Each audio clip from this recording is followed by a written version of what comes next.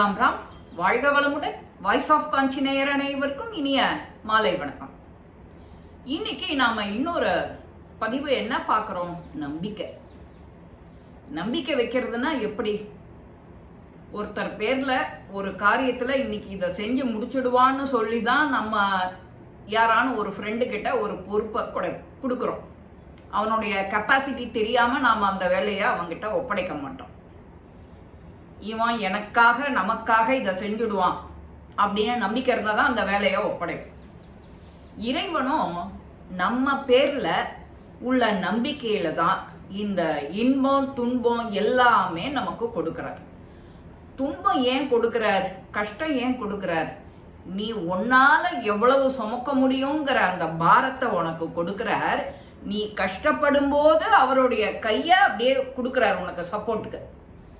அதை நாம மறந்தே புடுறோம். சதா நாம புலம்புறது என்ன? நான் தினம் கோவில் போறேன், விளக்கேத்துறேன், பிரதட்சணம் பண்றேன், ஸ்லோகம் பண்றேன், பூஜை பண்றேன், விரதம் இருக்கேன், ஆனா எனக்கு எதுவுமே நல்லது நடக்க மாட்டேங்கிறதே அப்படின்னு புலம்புற விஷயம் மட்டும்தான் எல்லாருக்கும் கேட்கறது. இன்னைக்கு நிலைமையும் அப்படிதான் இருக்கு. நம்பிக்கைன்னா எப்படி வைக்கணும்?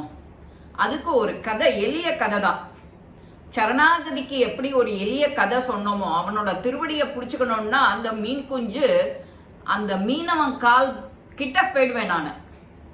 அவன் வலைய அப்படி தூக்கி வீசும்போது அங்க இருக்கிறது தான் மாட்டிக்கும், நான் மாட்டிக்க மாட்டேன் அப்படிங்கிற அதே தத்துவம் தான் இதுக்கு நம்பிக்கை.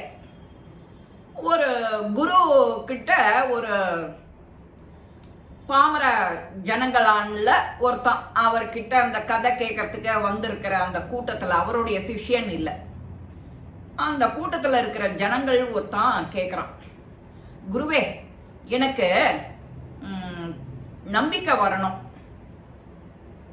நான் படுற வேலை சுவாமி கிட்ட பக்தி வைக்கிறது எல்லாத்துக்குமே எனக்கு நம்பிக்கை வேணும், அது நான் எப்படி வைக்கிறது குருவே அப்படின்னு கேட்கிறான். ஒரு சின்ன கதை தான் சொல்றாரு அவர். ஒரு ஊர்ல ஒரு இந்த கூத்தாடிகள்லாம் சொல்லுவா இல்லையா, அந்த மாதிரி கூத்தாடிகள்லாம் கயிறை கட்டிக்கிண்டு இந்த கம்பு அந்த கம்பு ரெண்டு கம்புக்கும் நடுப்புற ஒரு குச்சியை கயிறை கட்டிக்கிண்டு அதுல பேலன்ஸ் குச்சியை வச்சுட்டு நடந்து போவான்.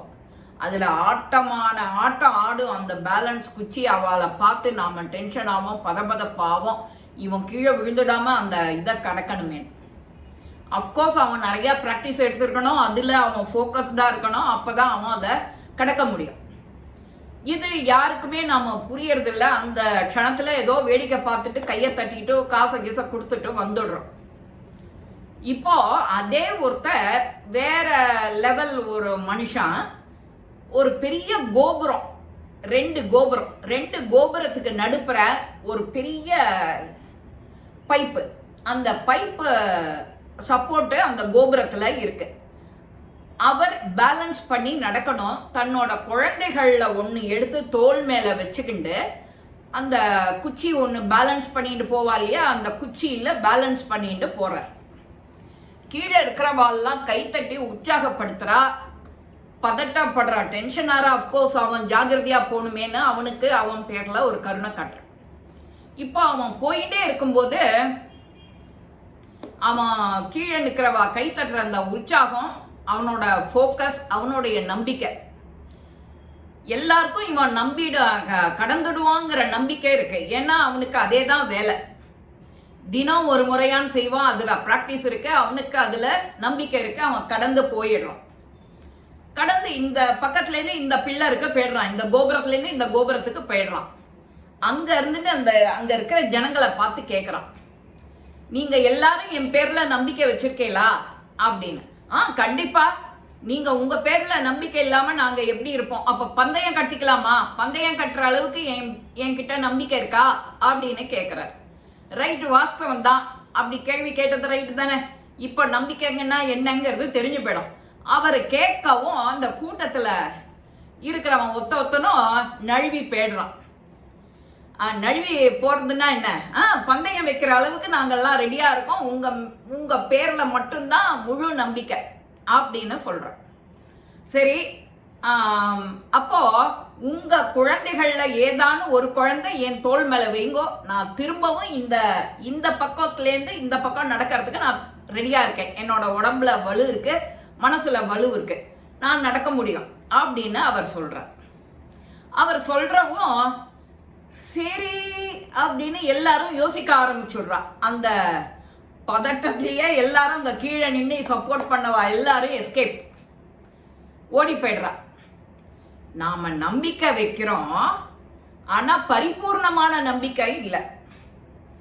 அவர் உங்ககிட்ட கேட்க வந்த அந்த கிராமத்துல இருந்து ஒரு ஆளு, நான் இவ்வளவு பூஜை பண்றேன், புரஸ்காரம் பண்றேன், விரதம் இருக்கேன், மாலை கட்டுறேன், தீபம் போடுறேன், இவ்வளவெல்லாம் பண்ணிட்டு இருக்கேன், ஆனாலும் எனக்கு என் கஷ்டம் என் துன்பம் விலக மாட்டேங்கிறது அப்படின்னு அவர் கேட்கறதுக்கு இந்த கதையை சொல்றாரு அந்த குருஜி. நாமளும் நம்மள எல்லாம் செய்யறோம். கோவிலுக்கு போறோம், விளக்கு ஏத்துறோம், சகசரநாமம் சொல்றோம், நாமாக்கள் சொல்றோம், பூஜை பண்றோம். இத்தனைக்கும் உன்னோட சரணாகதி இன்னும் நம்பிக்கை பூர்ணமா வரல, முழுமை அடையல. ரொம்ப அதிகபட்சமா கேள்வி கேட்காத ஒரு நம்பிக்கை வரணும், யோசிக்காத ஒரு நம்பிக்கை வரணும். நடக்குமா நடக்காதா, செய்யலாமா செய்ய வேண்டாமா, இது நடந்துடுமா, நடத்தி வச்சுடுவாரா, நம்ம கூடவே இருப்பாரா, இந்த சந்தேகம் எல்லாருக்கும் இருக்கு, இப்பவும் இருக்கு. இந்த சந்தேகம் நமக்கு வரவே கூடாது. அந்த சந்தேகம் வரக்கூடாதுன்னா நாம என்ன பண்ணணும்? நம்பிக்கை, ஒருத்தர் மேல அசையாத திடமான நம்பிக்கை. எப்போ ஒரு ஃப்ரெண்டு எனக்காக தோள் கொடுப்பான், இவன் இந்த வேலையை செஞ்சு முடிப்பான் அப்படின்னு நாம நம்பி ஒரு வேலையை ஒப்படைக்கிறோம். அது ஏன் ஒப்படைக்கிறோம்? அவனோட கெப்பாசிட்டி, அவனுக்கு அது முடியுமா அப்படிங்கிறத பார்த்துட்டு தான் அந்த வேலையை அவங்கிட்ட ஒப்படைக்கிறோம்.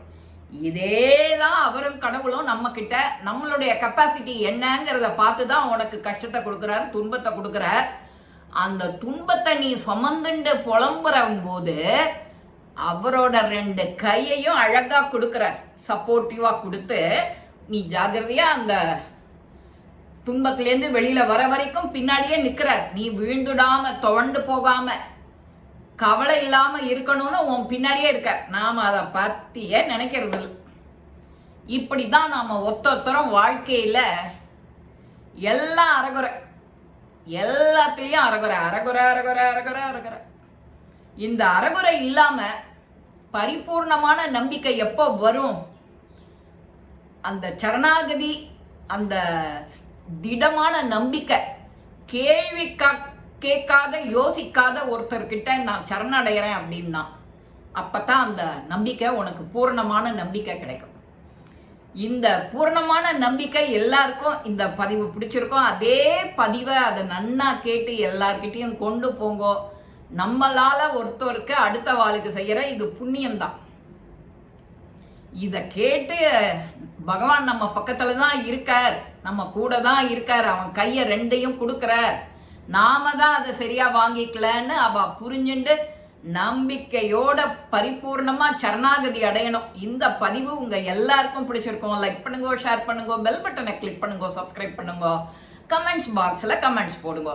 ஸ்ரீ மகாபெரிவா திருவடிகளே சரணம். நல்லதே நடக்கும். ஆனந்தமா இருப்போம் நண்பர்களே. வாழ்க வளமுடன்.